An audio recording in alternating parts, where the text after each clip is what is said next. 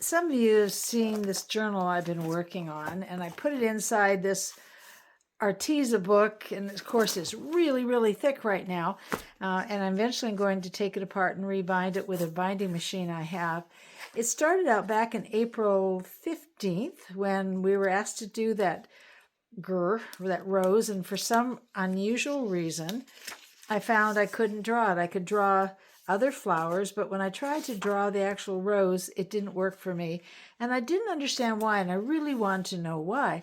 So, what I ended up doing was going on a bit of a journey to look at not only what is my artistic voice, but why I do art and how I see the world. But after trying on that rose, I got so frustrated, I went back to doing some of the designs, and I think some of you can recognize this one because I used it. Used one of your examples that you did on your posts to create my own. But I went back to doing lines, and I found doing lines and shapes and copying from some of you was far more satisfying than trying to push myself to do a rose that did not work for me. I also got into this whole idea of weighing, well, how do watercolors work? Maybe my problem was that I didn't have the right watercolors, or I didn't know how to work. And I ended up having kind of been quite an adventure. I used Chat GPT for part of it, but I created these charts and ways to test out watercolors. I bought some new watercolors and learned a lot about the behavior of watercolors. And I put it all together and I put it in my journal. And I thought, I think now I need to use part of my new learning. And I did some things. I still wasn't really satisfied with it, but I found it enjoyable to test the watercolors here and try them out and to see their behavior. All of a sudden, though, I got into this, I don't know what you call it, a absolute joy of playing with watercolors. And I ended up doing this particular one here, and I was like leaping with joy and new discoveries and testing them out. And this one became this one. Because I started adding some of the borders and the slow drawing designs. And I used some of my rolled dyed papers and did designs and borders.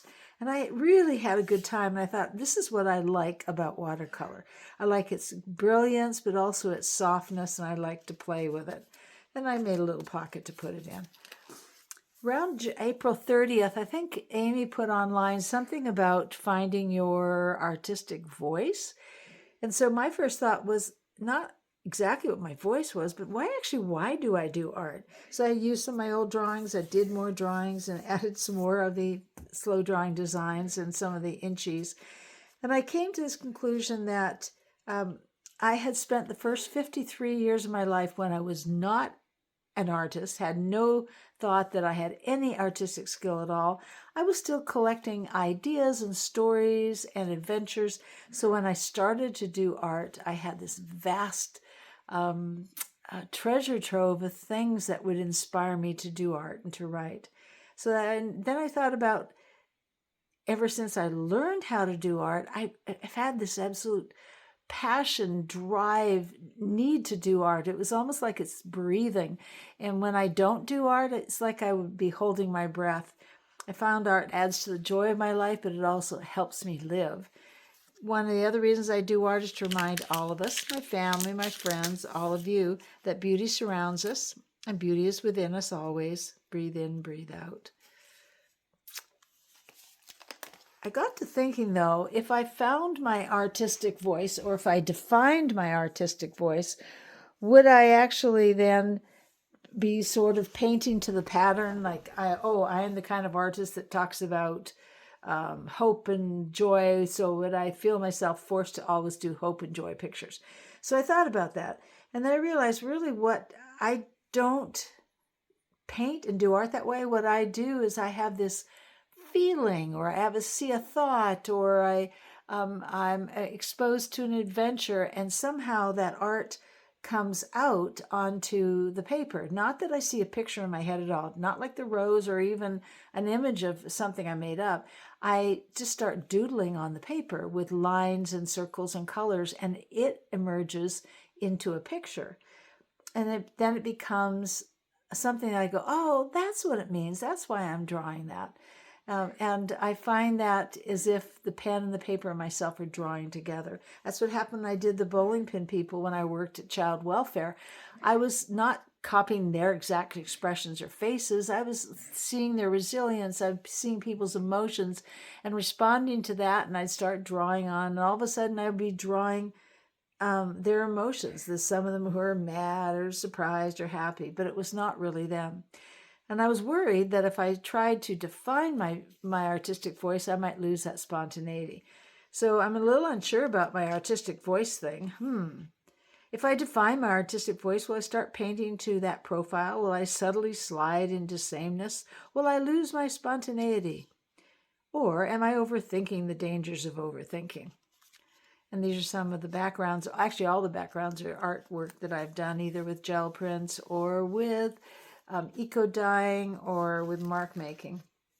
And this particular one, I was thinking about curiosity and creativity, and I realized that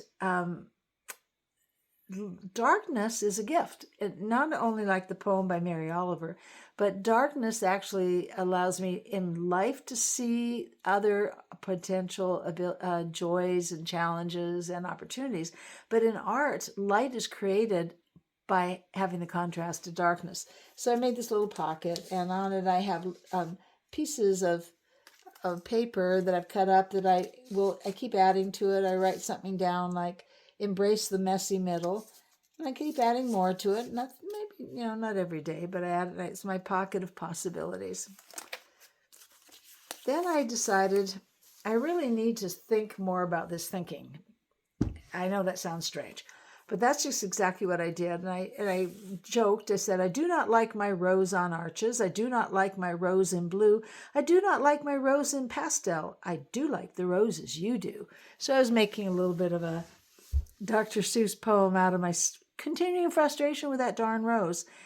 And I realized that my brain actually hurts when I do roses. And then my brain hurts when I try to build a bookshelf. And I didn't know if that was related to some spatial challenges I might have.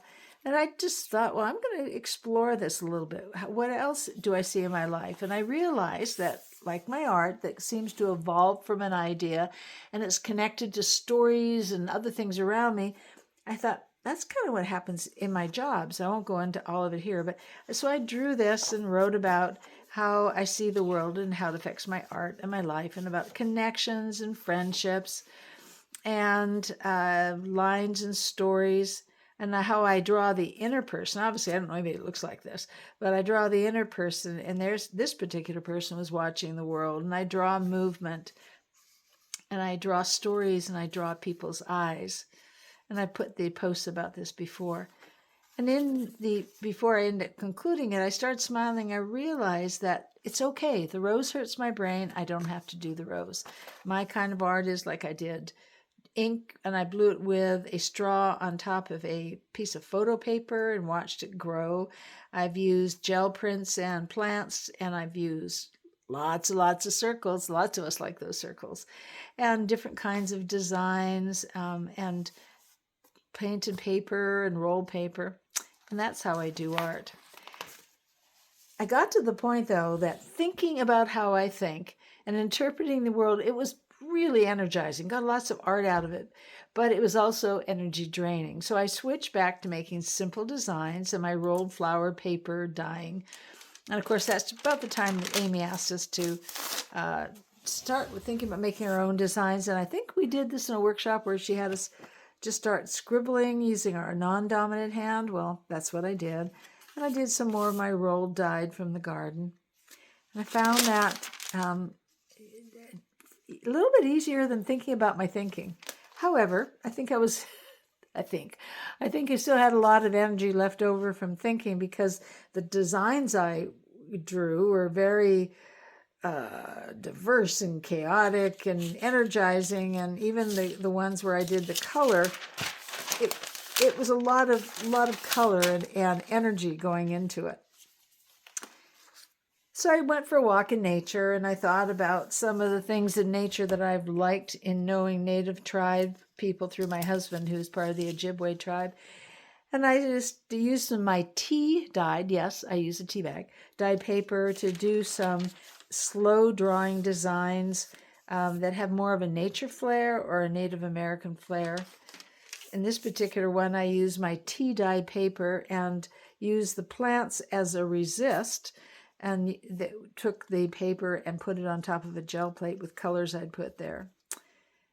And it was more satisfying. I was starting to slow down.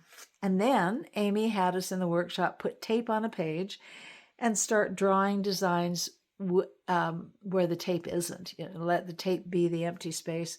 And I loved doing that. I found that by doing the empty space, I could do simple designs, and then you'd pull the tape off, and it made them all seem more dynamic because they weren't all crowded together like I usually do. I even went out into the garden and used plants to make stamps with, putting some paint on the gel plate and using these to make stamps, but only a few because I wanted to have it simple. And I found by doing that, having more space gave me more space inside. There was a day that I realized in looking around, maybe I wasn't drawing the rose, but I was able to do some patterns, and I thought, there's life all around me. This is my world. This is my piece. This is my legacy. And I've been thinking about my legacy because I don't have a lot of money, and my children are not going to inherit money from me. I do have thousands of bowling pin people drawings and inchies, and I don't know if my grandchildren are going to be excited or see it as a burden to get so many inchies and bowling pin paper. But I thought my legacy for them is my joy and glee and my curiosity in doing things. Like when I went out in the garden and I saw all these plants, and I made them using them to make prints, and I was fascinated by their veins and their structures and what happens when you splatter water on it. So my curiosity is part of my legacy. The other thing I was looking at was layers. Many of the things that I do in life are not singular. They're in layers. Like I think about a place I want to go, or a relationship. I don't think of it superficially. I think of the layers and layers and all the things that connect to it. So I think there was a Buddhist comment about when you name something, you stop knowing it. So the idea, I realized, if I'm going to really see these papers that I've made with eco-dyeing, or if I'm really going to discover the things I want to do art, I don't want to name it. Naming me is to close down your journey to see me. I am 1,000 lines and flecks of color and light. I'm layers to see. And over here, the same thing. Do not name me, see me, discover me, all the layers of me.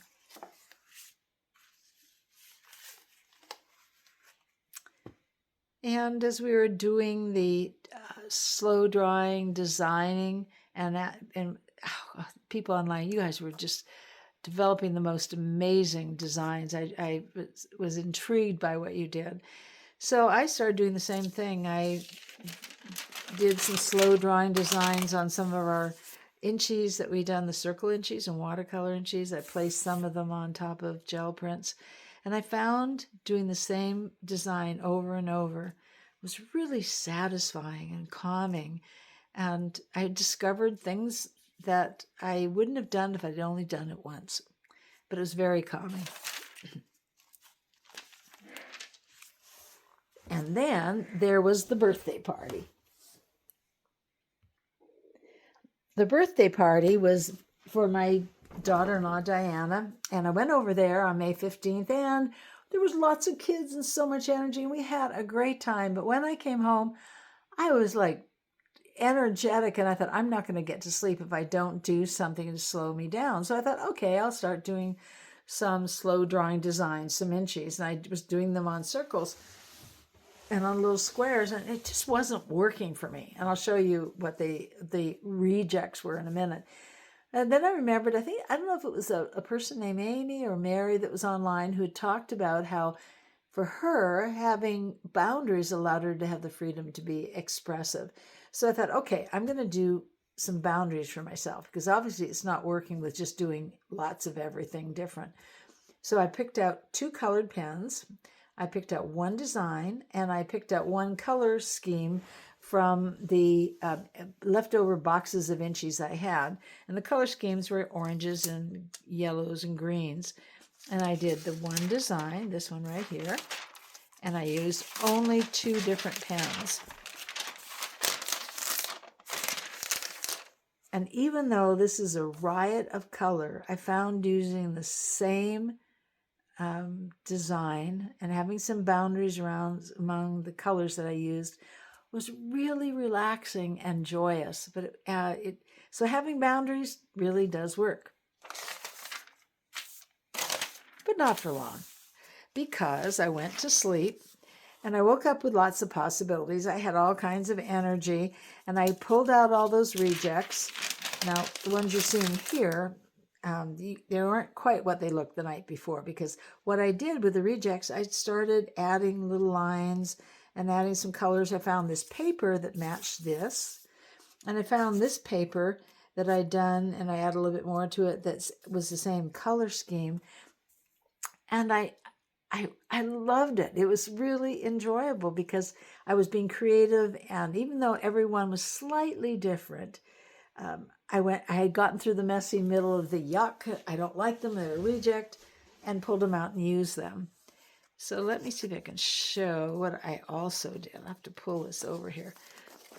Okay, so what I did was then made it like a layer, and up here I used some of my eco dyeing and I used some of my prints, and up here I used some more plants that I did on tea dyeing. And then on the bottom, I put some more art from nature, all art from nature. And I said, I learn from nature. I embrace life, all of it. Every season is a gift to explore. And I have that nice crinkly paper that Amy has. And I felt joyful because I was experimenting. A few days ago, maybe it was last week, I think it was Doe and a couple other people got together at what they called an extracurricular group, where they were getting together on Zoom and doing some exercises. Well, I missed the first part of it. However, I did get in the end of it, and it really gave me an idea about drawing things around my world. Now, I taped off the lines like I'd done before, but all these designs here were the algae and the fungi and the little plants in the forest around me. I did them on a tea dye paper again. I found that by drawing the organic things in my world, I was just I started thinking again. Actually, I started thinking about my thinking and about my art. It was a wonderful sort of leap into how do I see my world. What I found, and this is just mental meanderings, I'm not finalizing anything, is that I love exploring and experimenting. I love mixing up paints. I love seeing the universe in all of its layers and its implications and possibilities. And that's both in my art as well as in real life. Now, when I do a project in real life, or when I do art, I don't come up with, in either situations, with the final product in my head, draft it out and do it. Both in life and in art, I start like pulling the threads together or the pieces and writing things down or drawing things down, and it emerges. And for me, art is limitless, playing, connecting, and transforming, not producing or performing. And as I've explored art in this journal, I'm realizing that I do art and it's a visual representation of how I live my life. I don't fully understand it. I'm still working on it. But through this whole journal and this finding your voice, I'm realizing I'm finding the voice of who I am far beyond the art. It's more about the voice of who I am as a person. Well, I also looked back at when I did art as a child. Now, when I did art as a child, no, that's funny. I shouldn't say child. I did art when I was 52. It felt like I was a child because I had drawn a rock for the first time in my whole life, and it looked like a rock, and I was so excited. I did feel like a kid because for the first 52 years of my life, I didn't believe I had any art skills. However, I was, like I said before, I was collecting all these experiences, and when I got ready to draw, everything I'd seen as a child, everything I'd done was like this wonderful source for inspiration. But when I was doing art in those early years in 2004, when I was in my early 50s, I didn't do the what ifs. I didn't revise. I didn't add to. I just did something and it was done. Like this is the original drawing of one of the little girls I did. She's looking out at life. And then I did this journal page. I thought, well, I'll copy some of my very, very, very early pastels, and I'll write about why I just did the one and done and never went back. Ironically, I ended up doing several versions of this page about the fact that I didn't do versions of anything when I was first starting out. I had originally printed out these pastel drawings on regular printer paper, but they were too purple and too red and too blue, and they didn't look any good at all. So, let me move this back here. Oops, it's coming apart. I tried to print it out on, it's called canvas printing paper, but it was way too dull. And I thought, okay, what am I going to do? So what I did was I started drawing onto the actual canvas paper and adding paint to the one that's the original, which made me get into this poem. So I'm going to read you this poem. It does sound a little bit like, what is that one? The Christmas one. It was the night before Christmas. Anyways, the initial idea was inspired, you know. It needed a life. It needed to grow. It ran down her arms and jumped to a brush and splattered and drew in a colorful rush. Soon it was done, so she shouted aloud, I like what I did. I really am proud. But maybe it needs a little more light. The lines and the dots are really not right. A creature was stirring. She'd met it before. It lived in the middle, this monster of more. It's messy, this middle, she said. There's too much green and too much red. She almost gave up and threw down the pen, but she sighed, stepped back, then started again. Yeah, I know. There's strange things you do making poems in the middle of the night when you live in the forest. So I made the poem, but I wanted to show you what happened to those little dull-looking canvas pieces. I just started adding acrylics and watercolors and pens and pastels and ended up adding little people here. And it was I just had fun, and it still looks childlike. And I think much of my art is very childlike. And it was great to do that and transform something that I never did in the past. I'm enjoying the what ifs and going through the messy middle.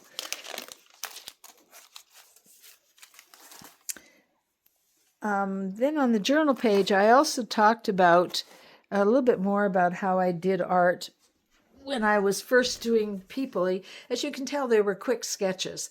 I didn't know how to shade. If I didn't like something, I scribbled over it to cover up the feet. And it was just that Amy always says, do lots. And that's just what I did. I did lots of sketches when I was in meetings, when I was in a class at college, because I take classes my whole life. And I found that I just wanted to just go on to the next one and done. And these days, so the contrast is that I am not a one and done person. I like to make designs. I like to make collages. I will try out a whole series of slow drawing designs, and then I'll layer them together. And I like the messy middle. and I actually made some large collages out of the slow drawing designs. I pasted them onto a canvas that was 18 by 24, I think, and I it took a lot of rearranging and pasting and coloring. And then this one, I used a lot of my creatures. Remember all those drawings I did?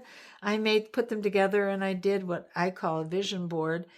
And I've kept them posted in my house. I walk in my art room or walk around my house, I see them, and it reminds me of all the adventures in my life and the people in my life. And this reminds me of all the art in my life and the possibilities and the options. And it reminds me of all of you. So I'm getting close to the end of what I think this journal will be. I will actually end it, I hope, because then I can start another one. But this particular page I did on May 21st, and I had been, I think starting to pull it all together, and the flowers were out, and I was enjoying my art. I was looking at some of the posts that you folks have done and just enthralled with your ability to do art. It was so happy for me to see what you do. And so I thought about, I really like experimenting and expanding. I like doing collages.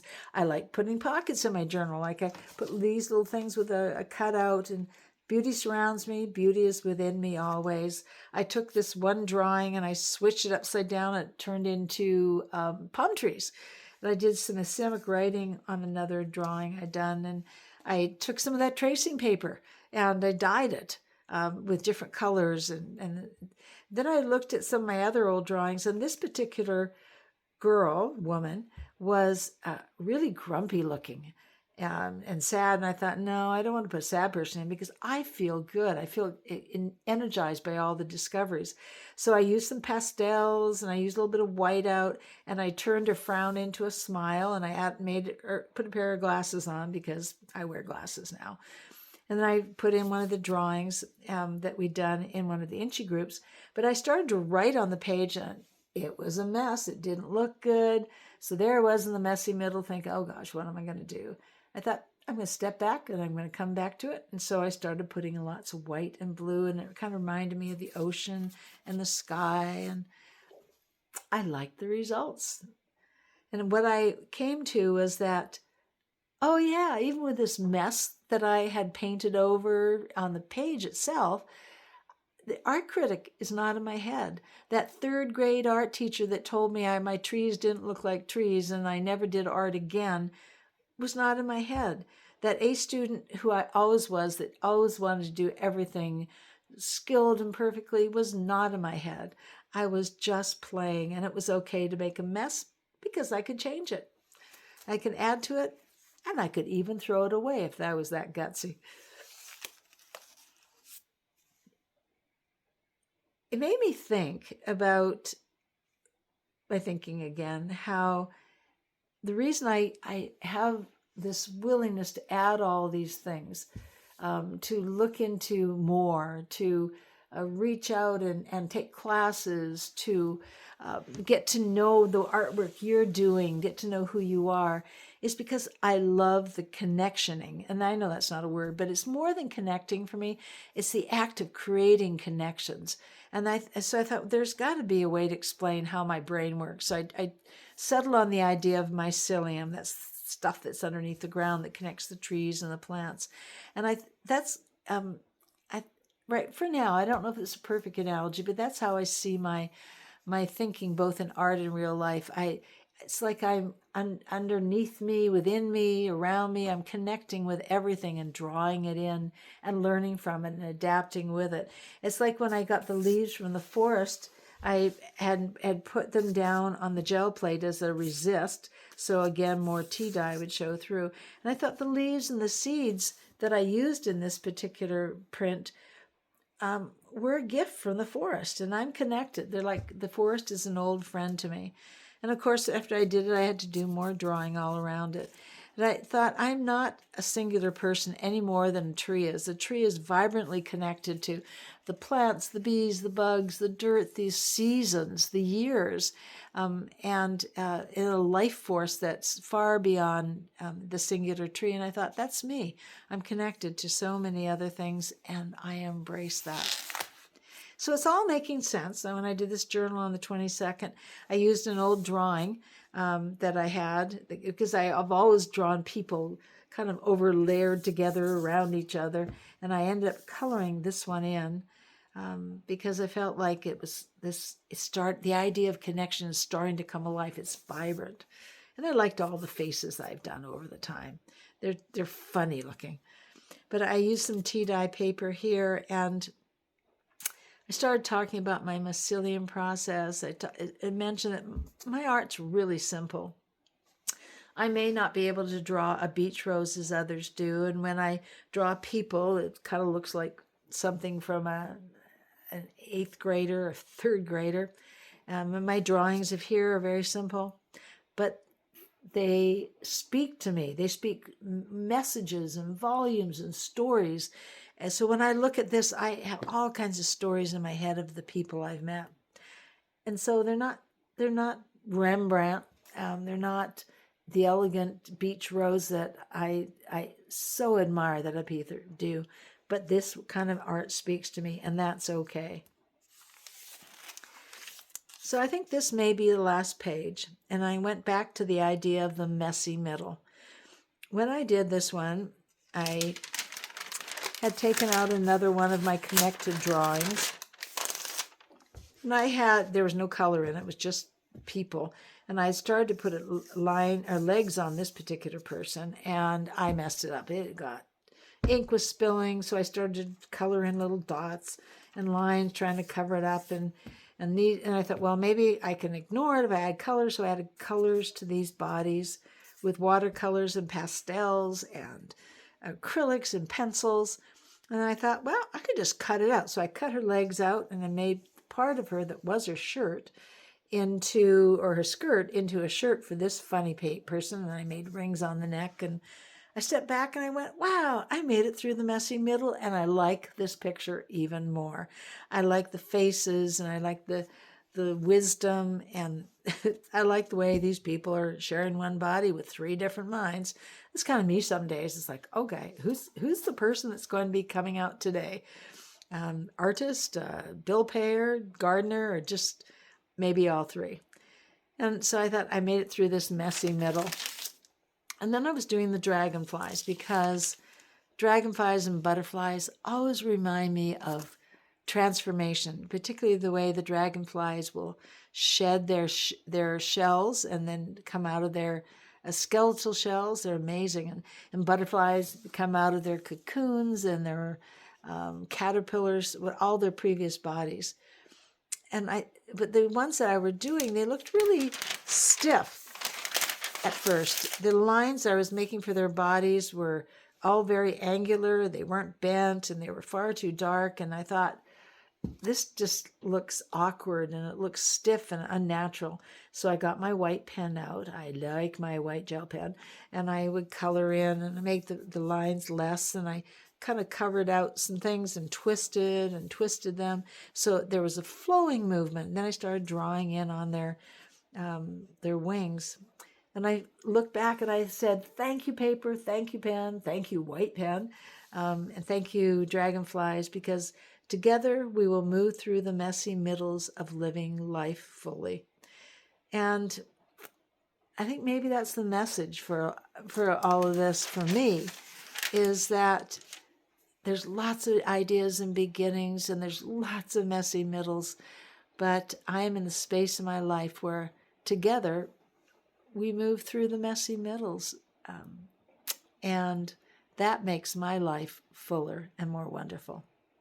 So that's what I've done. Now I've got to figure out how to take this darn big book. I did it in this, and now it's thick, and I'm going to rebind it and make a cover for it. But I better make it done so I can start another one. Thank you for sharing and listening to me. I appreciate everything that you've done to teach me.